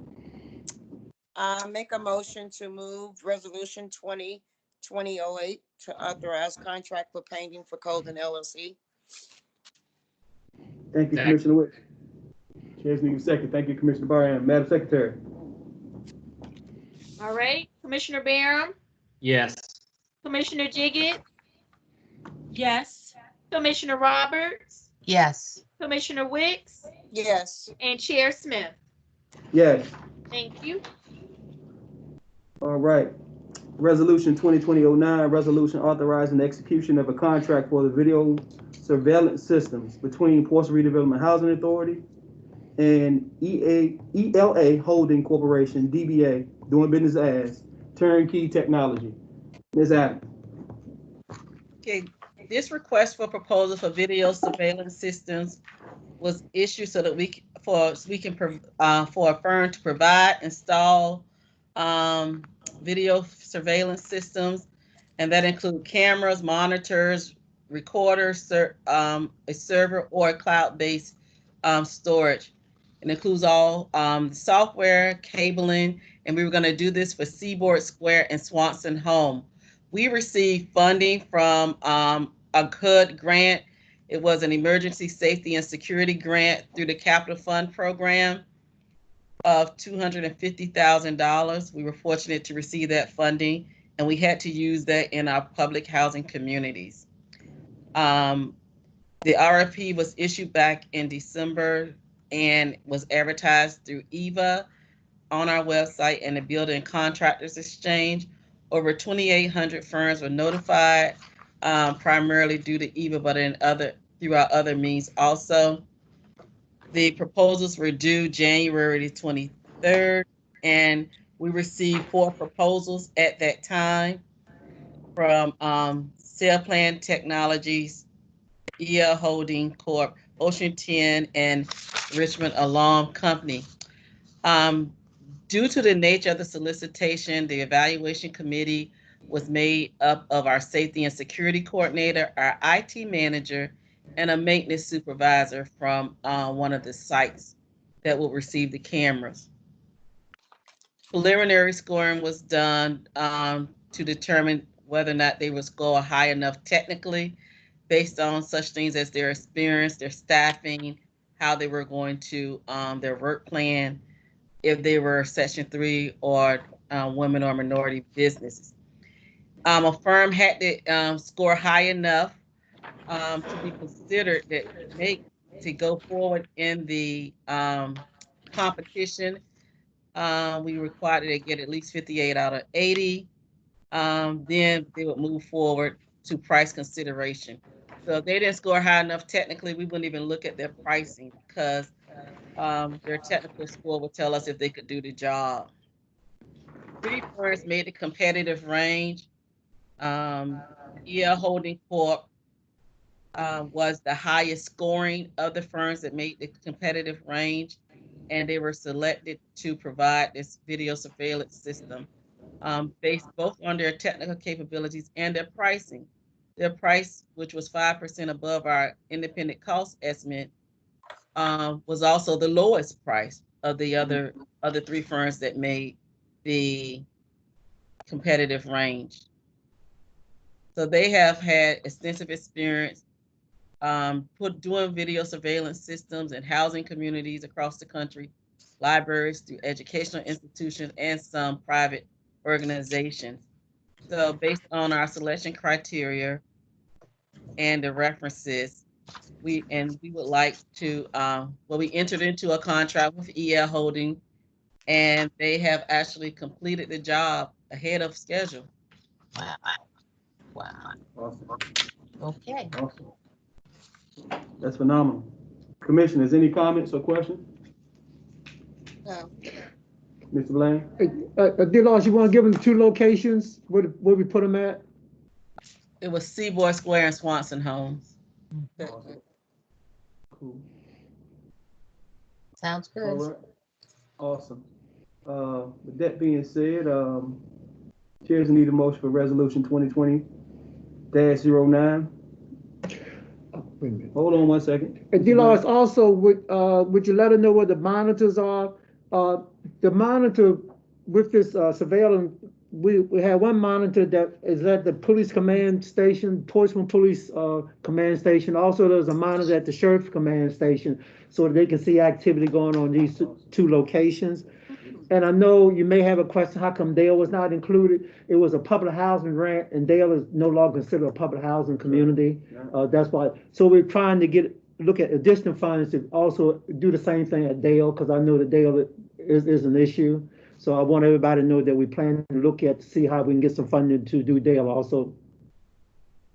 And there, you can also assess the cameras online through laptop, cell phone. So awesome. Staff can review the cameras at any time. That's good stuff. That would just be able to be viewed on PRHA's website? Or how? It's not on the website, but they will, our safety and security officer, management can review this so they can check in on the sites remotely. And how long before you think we can move to get it out Dale's home, Mr. Bland? I don't want to give you a timeline. I can only tell you that we're going to be aggressively trying to figure out where to get money from so that we can do it at Dale. And hopefully the goal is to try to get done this year, 2020. Okay, sounds good. All right.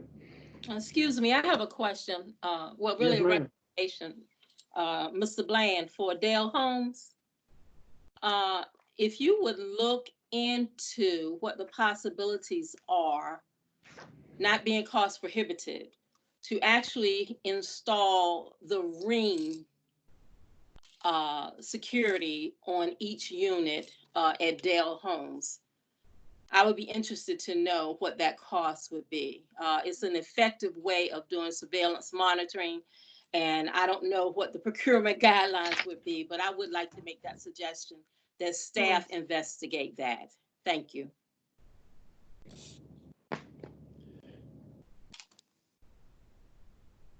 Any other comments, commissioners? No. There being none, all right. Resolution 2020-09. Chairs need a motion. I'll make a motion to move resolution 2020-09. Second. It's been motioned properly second. Madam Secretary?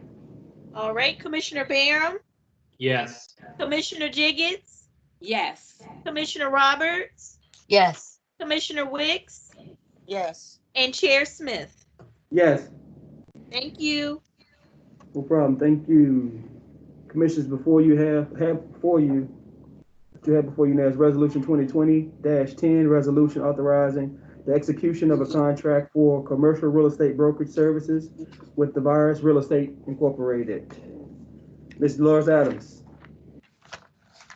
Okay, on this last one, we issued an RFP for commercial real estate brokerage services to select a firm to provide commercial real estate brokerage development and transaction management services for the vacant commercial property that is owned and or managed by the authority. The current contractor is Devaris Real Estate. Our RFP was issued back in January, was advertised on EVA and on our website. Over 4,700 firms received packages due to EVA and other means, and the proposals were due February the 6th. We received 2 proposals from that, one from Devaris and one from David Perry Realty. And Devaris scored the highest. Due to the nature of this solicitation, our evaluation committee was the director of development, the deputy director, and the legal counsel. We did the scoring preliminary based on their technical factors, and then our second person, David Perry Realty, did not score a minimal score of 56 to move forward to the price consideration. Although I did look at the pricing, and it was much higher than Devaris pricing was. So Devaris was selected as the most qualified firm to provide commercial real estate brokerage services. Its experience in marketing and selling commercial real estate, its knowledge of the Hampton Roads market, and its commission structure makes it a very good choice for the authority. Commission is 5% with no outside broker and 6% split with an outside broker is competitive and well within industry norms and our independent cost estimate. Devaris currently work with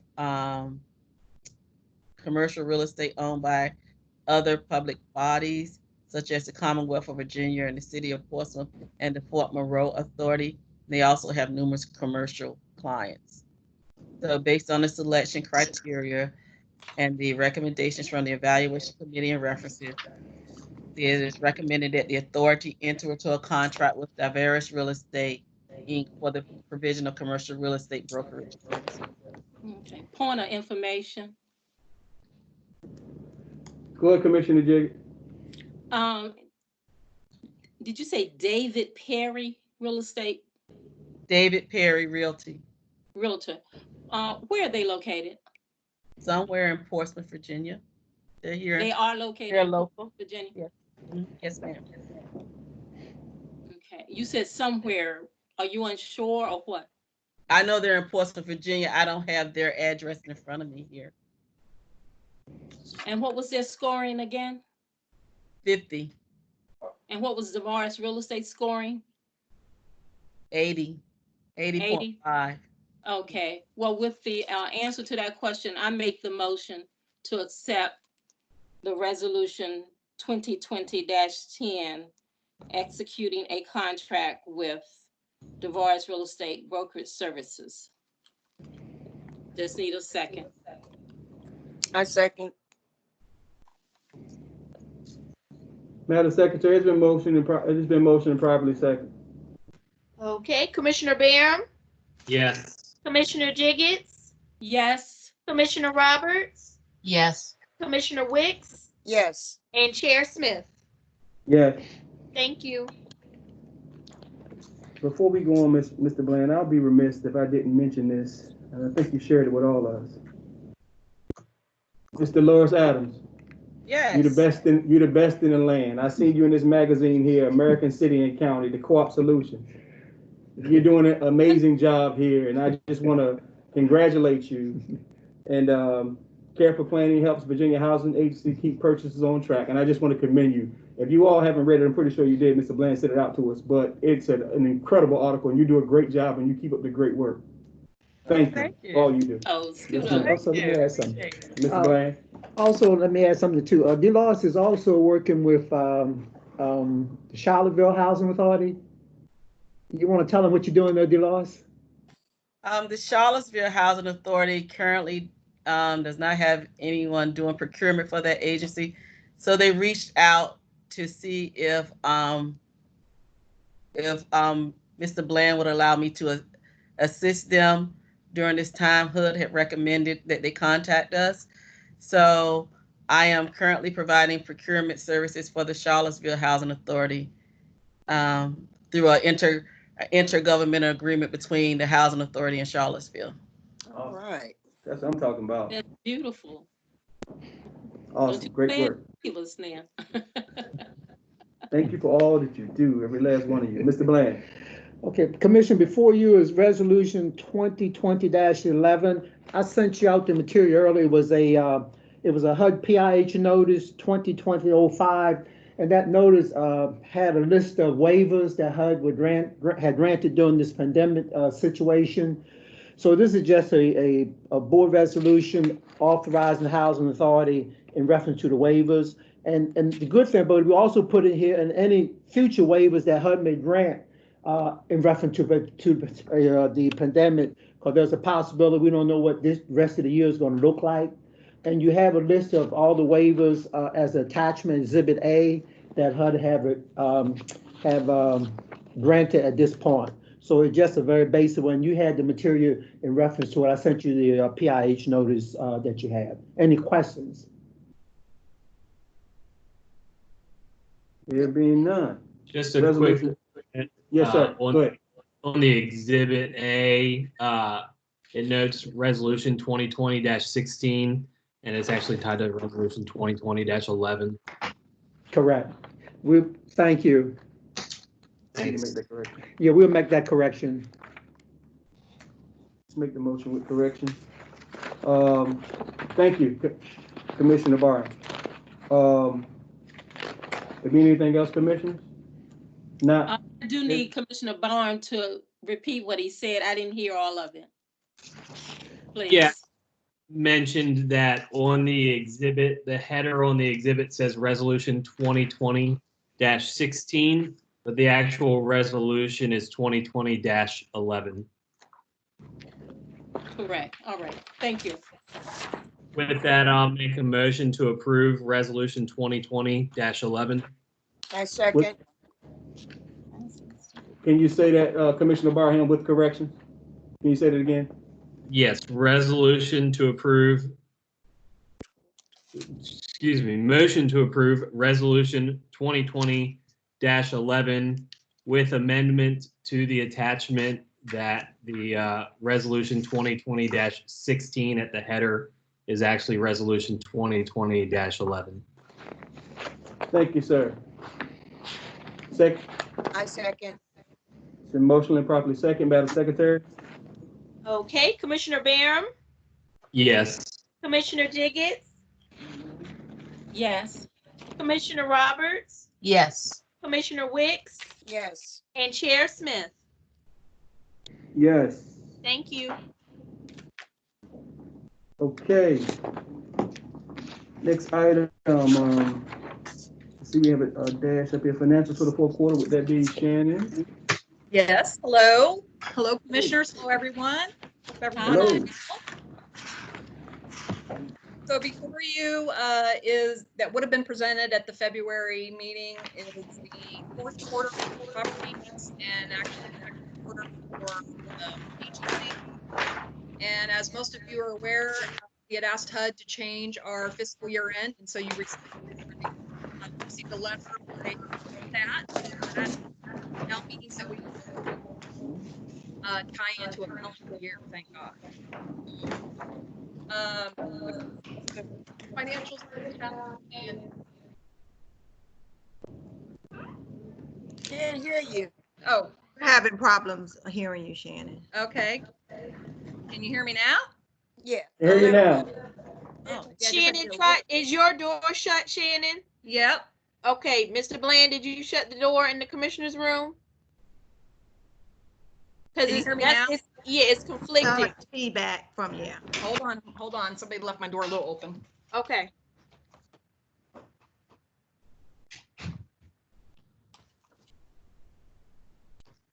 Sorry about that. Much better. Oh, much better. Much better. Yes. Slept it a little. Okay, I'm sorry. So before you are the financials that would have been presented in the February meeting. They are the fourth quarter for the properties and second quarter for the agency. And as most of you know, we received a letter from HUD approving us to change our fiscal year end. So now we will all be tied into a calendar year.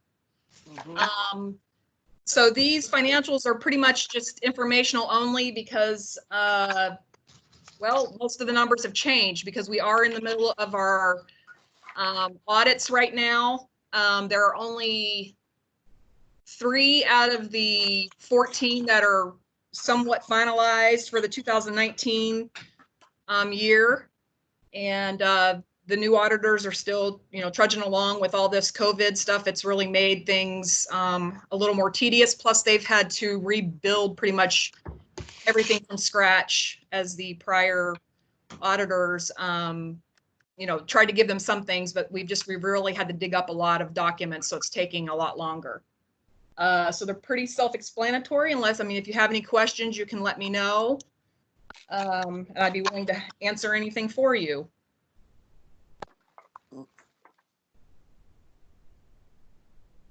Have anything, Commissioner Roberts? I'm not seeing anything of concern. I think we need more time, especially with the changeover of the fiscal year. I think it's going to cause, we're going to need a little more time to deal with it. But the influx of more money from for the Swanson project will help us survive that pretty easily. So if we have a little more time with these, it would be great. Okay. Shannon, Mm-hmm. could we also schedule a meeting of that finance committee so that Bruce and I could go through these in more detail with you? Yes. If you have time to do that. Yes, and I'll have the first quarter done here shortly too, because we're still in the middle of all these 3 audits. Okay, great. Awesome. Anything else, commissioners? All right, our next item is reports. April significant activities report. Mr. Bland. Yeah, Commissioners, in your package is the April significant activity report. Any questions in reference to anything that's in that report? No.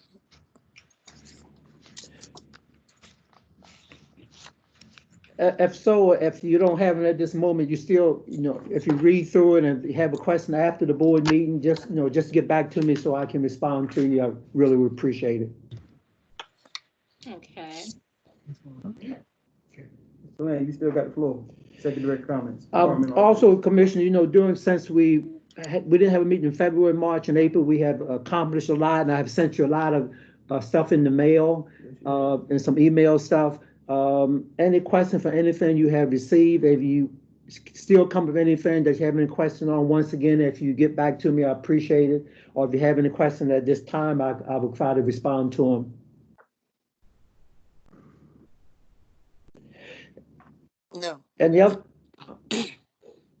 Yeah, Mr. Bland. the other thing too is we're just waiting to see. We'll be reacting based on phase 1 of the governor's order.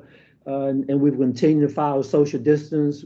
So I will keep you informed on when we might say we're going to the 50% and then 100% following, what the governor come out with moving. I guess we'll know better next week what we'll be doing.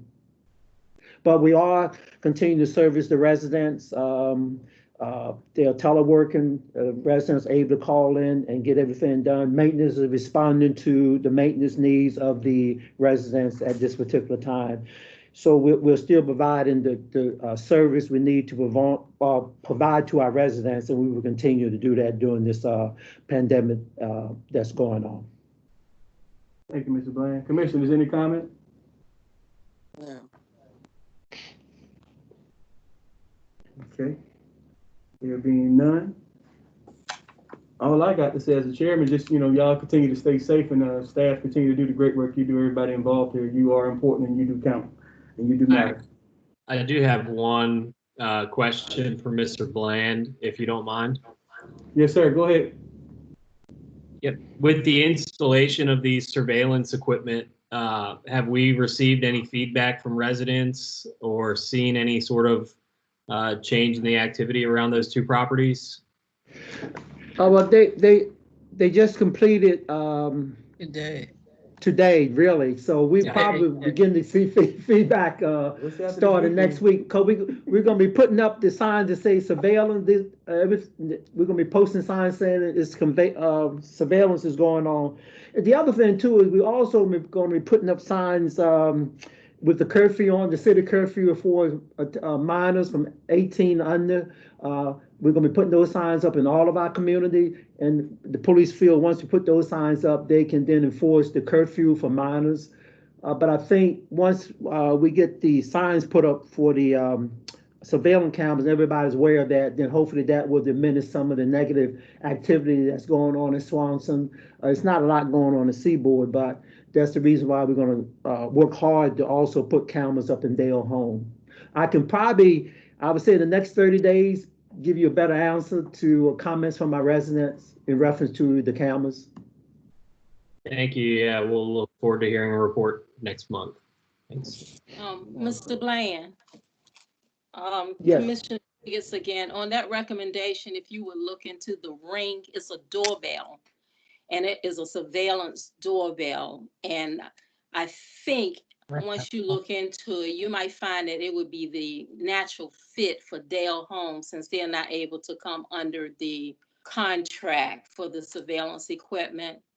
And the attractiveness about the Ring doorbell is that neighbors are able to provide neighborhood comments as to the types of crime activity that might possibly be going on. So it's an alert system.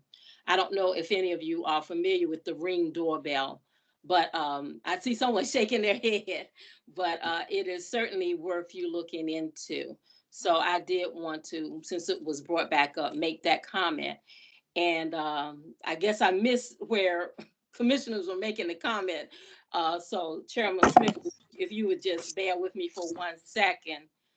Being home, I've had the opportunity to delve into some of my family papers, and what I came across reminded me that I'm actually a second generation Redevelopment Housing Authority commissioner. My uncle was one of the earliest appointed commissioners for the Redevelopment and Housing Authority. So I did want to share that with you. Thank you.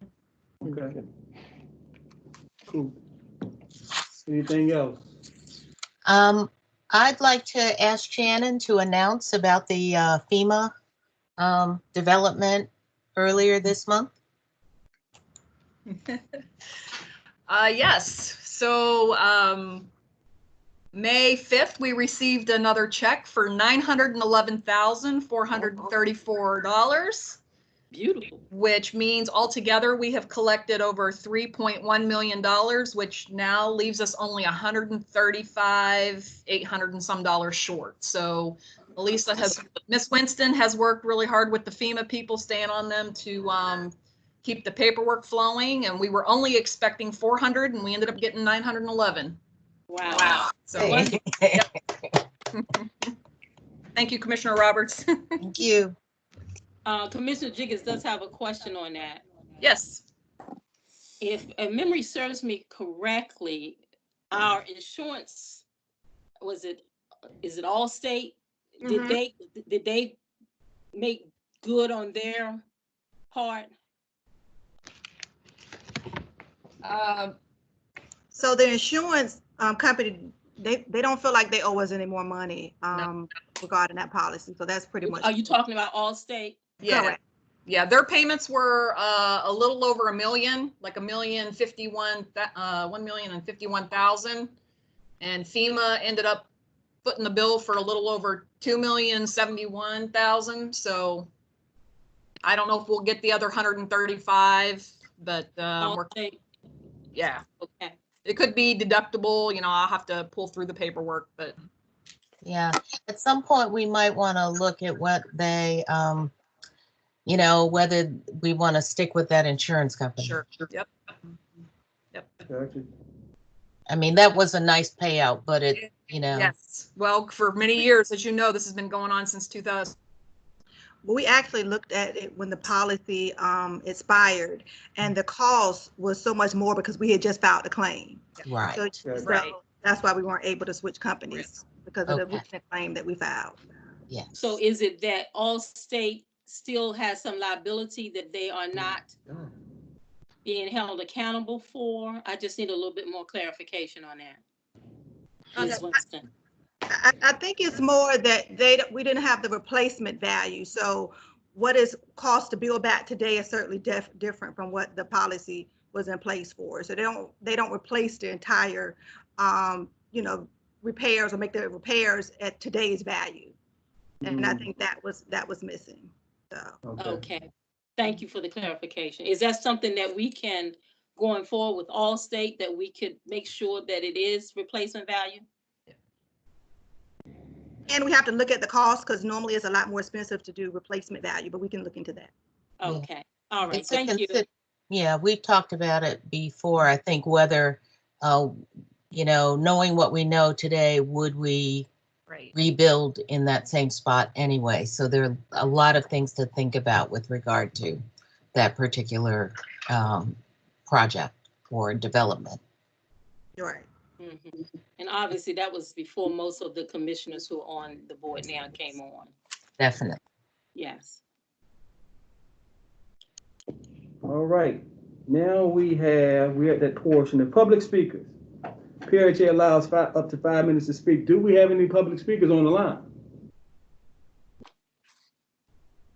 Good evening, everyone. No public speakers on the line, but you do have Vice Mayor Lisa Lucas Burke, and I just wanted to applaud you all on a wonderful meeting today. I have enjoyed all of the information that's been presented, but I did want to ask Mr. Bland if he could provide any updates on PRHA's partnership with Gil Bland with the Urban League on the COVID testing that was done, how that was received in the public housing developments that were chosen to be selected to receive those testings.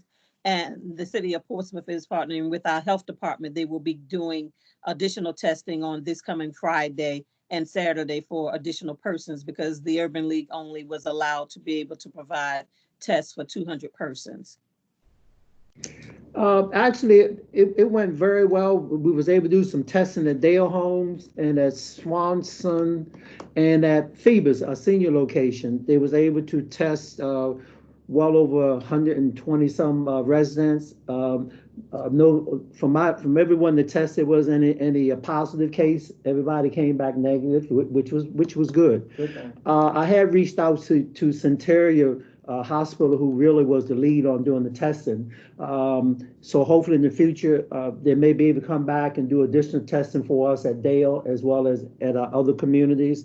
That we did it in partnership with the Urban League, Hampton Road Urban League, which Gil Bland is the executive director. No, I don't think it in relation to me, but we kind of talked about that since we had the same last name.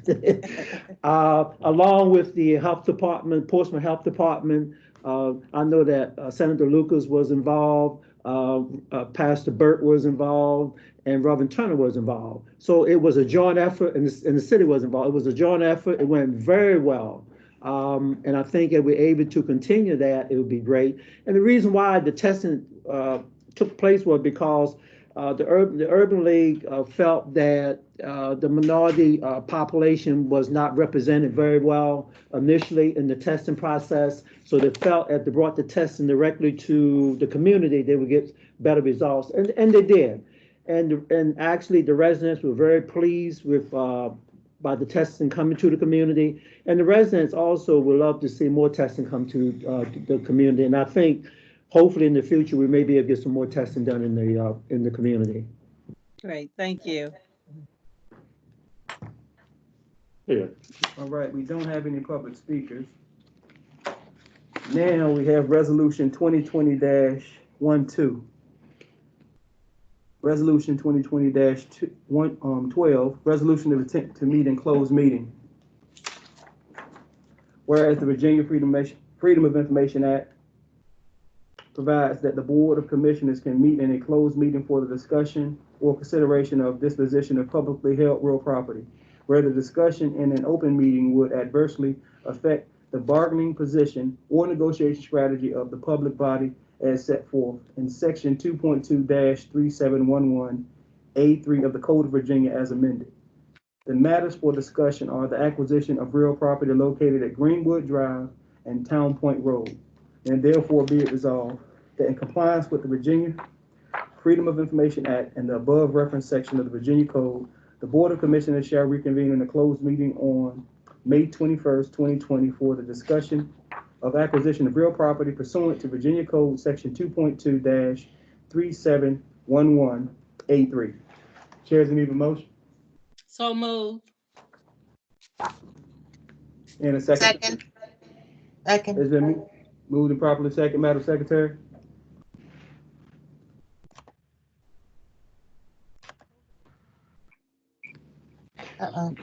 Alyssa, are you on? You're gonna do it first. Then go out. I gotta go back in. Oh, I said you can do the roll call since she's not. You're still muted. There you go. There you go. Alyssa? Get it? Can you not hear me? Now There we you go. And Okay, Commissioner Barham, Yes. Commissioner Jiggets, Yes. Commissioner Roberts, yes. Commissioner Wicks, Yes. and Chair Smith. I just want to make one comment. If has everyone received their link or the number for the closed session for those who will be attending? Yeah. Okay, all right. Ms. So Weathers, I'm back online here. okay, have you received yours, Commissioner Lalonde? Here in place. I'm here in He's the in the office. room. Oh, okay, got you. So this It's this funny. meeting, so as Warren, told us last week during our mock presentation, this meeting will conclude and you will have to enter into the closed session. Once that's done, you'll come right back here so that we can read the closed meeting certification as well as any final comments and end the meeting. Did anybody have any questions or anything? No. Oh, No, ma'am. Just one question for Vice Mayor Lisa Lucasberg. Attorney James, do I stay in for this closed development? I think so. You were sent the link, Ms. Lucasberg. Okay, I think I saw. Yes, I Yes, did. check your email, Miss Lucasberg. I sent Okay. it to you. Okay,